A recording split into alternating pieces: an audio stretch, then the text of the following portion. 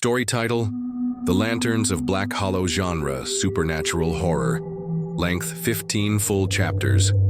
25,000 30,000 words. Format: one-person narration with descriptive atmospheric language setting. A fog-covered abandoned town called Black Hollow. The Chapter 9, 10, 11, 12 to 13, 14, 15. Chapter 9.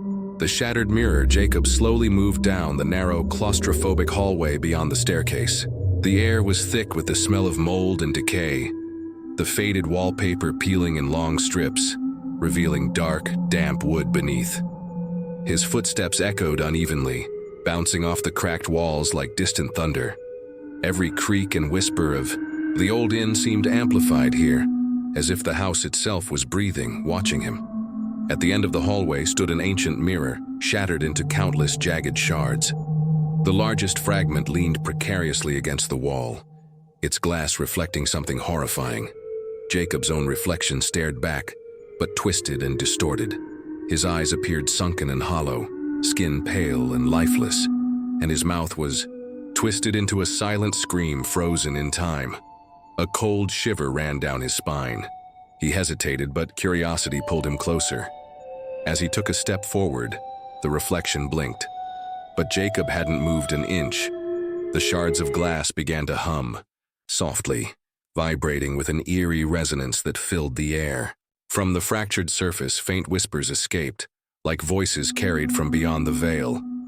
They called out to him in chilling tones. "Come closer. See what lies beneath." Jacob knelt down, his fingers trembling as they brushed over the sharp edges of the largest shard. The glass was icy cold, biting into his skin. Suddenly, a searing pain shot through his hand, as if the shard had burned him with unseen fire. His vision blurred, and the hallway around him melted away, replaced by haunting images flooding his mind. Faces of past victims trapped in the inn. Their eyes were wide with terror, mouths agape in silent screams, hands reaching out from behind the glass as if begging for freedom. Their voices echoed in Jacob's head, pleading, warning, "Don't stay, don't fall." The whispers swirled into a vortex of despair, circling him like a storm. Jacob tried to pull his hand back, but invisible chains seemed to bind him to the floor. Panic rose in his chest as he struggled, but the grip tightened. Suddenly, the reflection in the shattered mirror twisted into a malevolent grin. The jagged shard nearest to him shot forward like a deadly dagger, slicing through the cold air toward his face. Jacob closed his eyes, bracing for the pain, and then silence. Opening his eyes, he found himself alone in the hallway, the shards still scattered on the floor. But the mirror's whispers lingered in his ears, haunting promises and threats that chilled his soul. He realized with dread that the mirror was not just a broken relic. It was a gateway, a trap, a prison for countless souls, and now it had marked him. Chapter 10. Echoes in the basement. The wooden stairs creaked beneath Jacob's feet as he descended into the inn's basement. The air grew colder, heavier with each step, carrying the unmistakable scent of damp, earth and something else, something metallic and stale. The faint glow from his flashlight barely pierced the thick darkness surrounding him. As he reached the bottom, a cavernous room stretched out before him, filled with forgotten relics covered in dust and cobwebs. Old barrels, broken furniture, and rusted chains lay scattered across the stone floor. But what caught Jacob's attention was a series of faded symbols etched into the walls, arcane markings that seemed to pulse faintly with an otherworldly energy. Suddenly, the silence was shattered by a distant thud, like a heavy door slamming shut. Jacob's heart pounded as he turned toward the sound, the beam of his flashlight shaking wildly. The shadows seemed to stretch and twist, forming shapes that hovered just beyond the light's reach. Whispers rose again, this time clearer. Closer, an eerie chorus of voices speaking in tongues, their tone both pleading and threatening. Jacob's breath hitched as he realized the basement was no ordinary cellar. It was a prison, holding secrets and horrors buried deep beneath the inn. Suddenly, a cold hand brushed his shoulder. He spun around, but no one was there. Only the echo of his own terrified breathing filled the chamber. From the shadows emerged faint silhouettes of figures, translucent and flickering, trapped between worlds. Their hollow eyes met Jacob's, filled with sorrow and rage. One of them, a woman in tattered clothes, reached out and whispered, "Free us, or be trapped like us." Jacob's skin crawled as the temperature plummeted. The basement seemed to close in around him, the walls groaning as if alive. Desperately, he searched for an escape, but the exit was gone, swallowed by darkness. The whispers grew louder, chanting in an ancient language. Jacob realized he was standing on cursed ground, an ancient prison for restless souls, and now he was part of their nightmare. Chapter 11. The Forgotten Locket. The air in the basement grew colder still, Jacob's breath forming misty clouds. In the freezing darkness, the flickering beam of his flashlight danced nervously across the worn stone walls, revealing faint scratches and stains, marks left by those who had come before him and never left. Among the scattered debris, something gleamed faintly. Jacob's eyes fixed on a small object half buried beneath broken wooden planks, a delicate silver locket, tarnished by time but still eerily beautiful. He hesitated before picking it up, the metal cold against his fingers. The instant his skin touched the locket, a flood of images surged through his mind. Visions not his own, but memories from another life.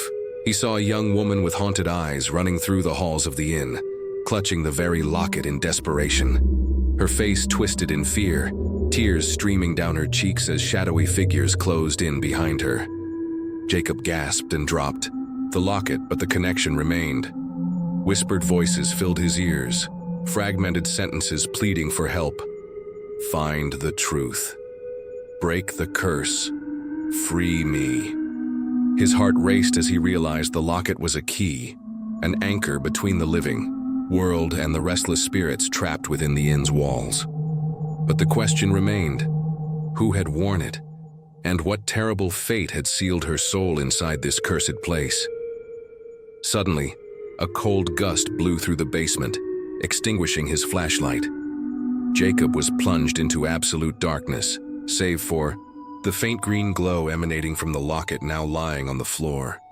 The glow pulsed like a heartbeat, calling him deeper into the shadows. Fear gnawed at him, but curiosity won.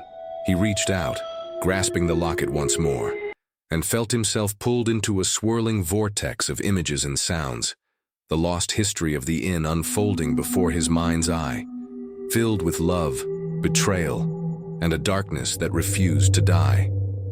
Chapter 12. The Secret Diary. Jacob's hands trembled as he held the glowing locket, its pulse syncing eerily with his own heartbeat. Suddenly, his flashlight flickered back to life, revealing a small, dusty trunk tucked away in a dark corner of the basement. The air around it felt thick with history and hidden truths. With cautious fingers, Jacob lifted the heavy lid. Inside lay a faded, leather-bound diary, its pages brittle and yellowed with age.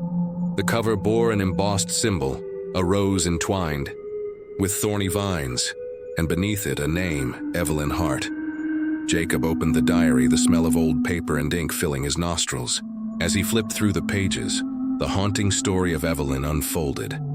A young woman trapped in the inn decades ago, caught in a web of love, jealousy, and dark magic. Her words revealed a secret romance with a mysterious stranger, whose intentions were far from pure. She wrote of strange happenings, objects moving on their own, shadows that whispered her name, and a curse that slowly drained her soul. One entry chilled Jacob to the core. The mirror is not what it seems. It watches. It waits. I fear it is. The gateway to the darkness that claims us all. The diary ended abruptly, the final page smeared with tears. Or maybe blood. Jacob closed the book, a knot of fear and determination tightening in his chest. The diary was a map, a warning, and perhaps the only hope to break the curse that held the inn captive.